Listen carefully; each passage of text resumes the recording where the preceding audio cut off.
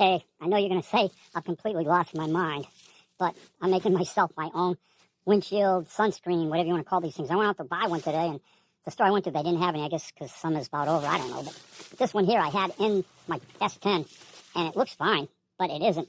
This stuff here, it just sheds all over the place, this like, I don't know what, it's some kind of plastic. And it makes a mess. And I just washed and waxed and vacuumed that S10, and I put that thing in, and already, looks like dandruff. So I went behind a department store today, and I got me some cardboard. And this here, when I get finished, hopefully it'll be an exact match. It'll just fit nice. You know how most time you put them things in, they never quite fit your car right? And then, same department store, these were all laying around out there. They were, something got shipped in these things. Some kind of packing material. And I found 3 of them, So I'm sure between these 3,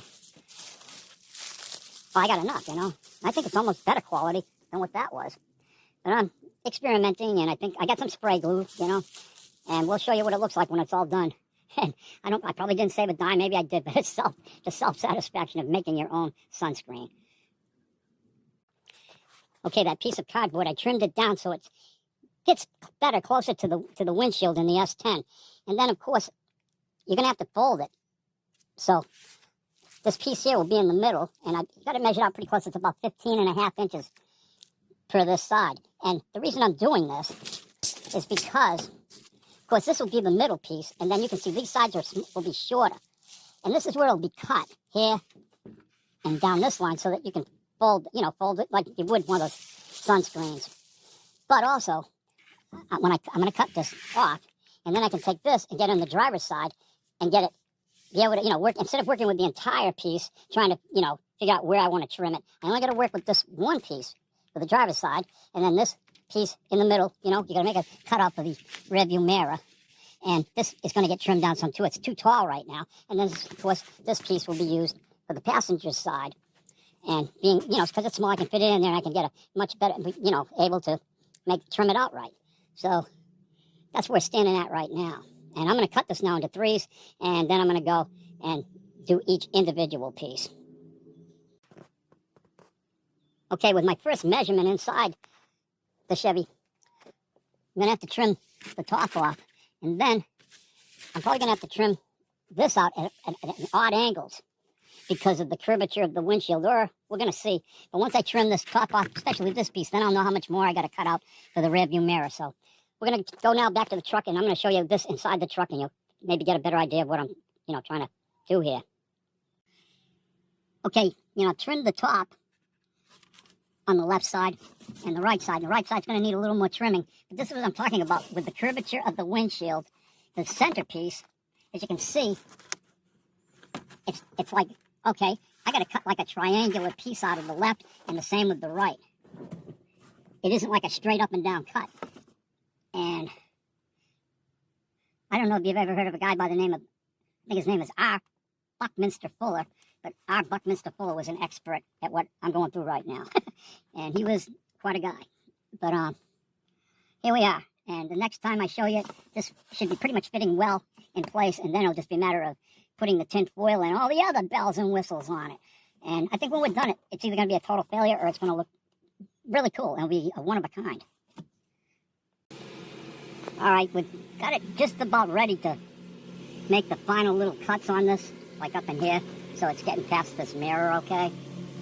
And a little bit of trimming on the sides here. So let's go do that. Like I was saying, because of the curvature of the windshield, you see, it isn't going to be a straight like that. It's going to have to be cut at an angle. And then I'll use duct tape to get them to fit in, so that they'll flap. It will fold up, in other words. But it's not going to fold up, like this. It's going to have this angle cut into it. And that's why I was mentioning R. Buckminster Fuller. And he understood this sort of thing.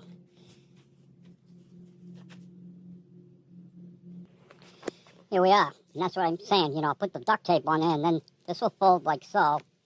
And this piece will fold like so. So when it's folded up, it'll look pretty much like that. So it's basically been free cardboard, and, I found this stuff, didn't cost me anything. And I used this. This is the tools I've used. And the rest of this, we're going to do we're going to do it in fast speed motion, so we get this done and you'll see the end results. And I think it's going to be great. Okay, I've got this now. This will go in the car, of course. It folds up like that. I can actually fold it in the middle, too. Now, this is after going back and forth the car, several times, measuring and, marking and all that. So, now that I got that, what I got next is, I found these, and what I did, it's like a bag, so I cut it this way and this way, so it opens up. And it opens up to this. And then, of course, I went around it and then cut it out with the scissors. And then, so I'll spray glue this and drop it down here. And that's the tricky part. I made these marks right here, so I can line this up, kind of, with that. And then when I do drop this down, hopefully I get it right. Because you know how that contact cement is. And I got these marked too. And hopefully, well, you heard me. So, having said that, okay, we're going to hit it up with the spray glue now. I'm going to do this side.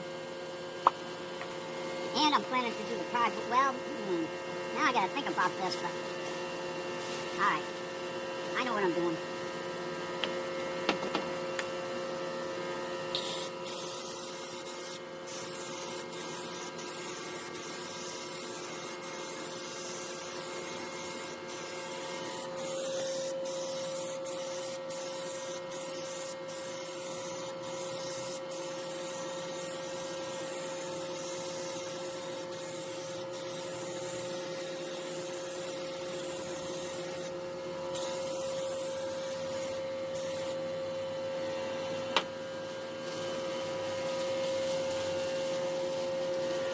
Now, using these marks, hopefully, I'm going to get it in there.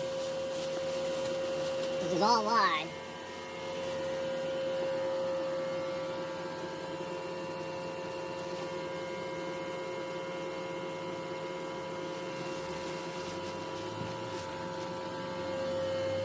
You can see, it's a little off.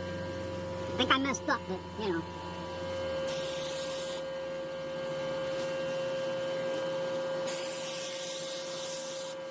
Yeah, a little bit, but it ain't a big deal. You can see a little bit tight, but I can live with it. I can trim that.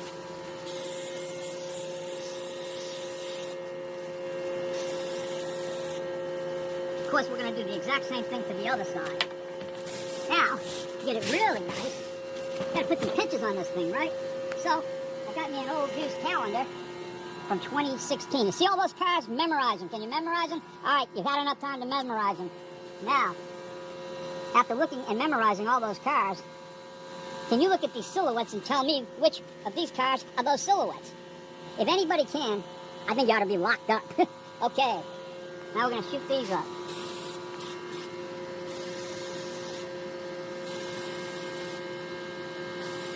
By the way, the numbers are on them because I have a certain way that I want to place them on there. I already went and looked and said, okay, this is how I want them.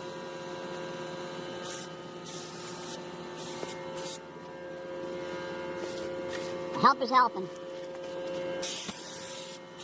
I think she just got some glue on her toes. Well, we know that's 5. Damn! Alright.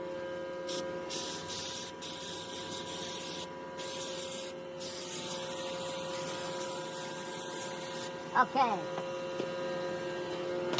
Wow, look at that. Man, I just have a way of dropping things.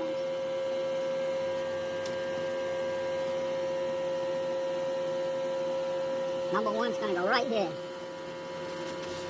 Did you guess it?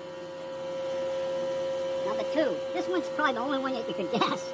Unless, like I said, you should be locked up or maybe put in charge of the planet. And I screwed up. That wasn't number 2. Even with a number. Yep, even with the numbers.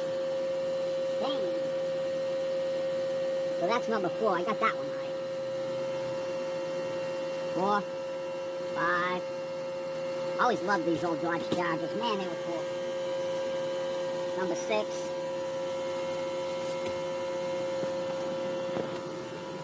7. 8.